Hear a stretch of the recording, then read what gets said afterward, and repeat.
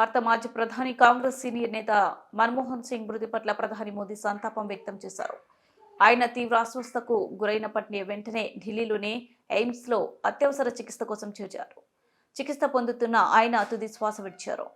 మన్మోహన్ సింగ్ మృతి పట్ల ప్రధాని మోదీ సహా పలువురు ప్రముఖులు సంతాపం తెలుపుతున్నారు. దేశం గొప్ప నాయకుడిని కోల్పోయింది అని వారు భావోద్వేగంగా పేర్కొన్నారు. మన్మోహన్ సింగ్ అంత్యక్రియలు పూర్తి ప్రభుత్వ లాంఛనాలతో నిర్వహించనున్నట్లు సంబంధిత వర్గాలు తెలిపాయి.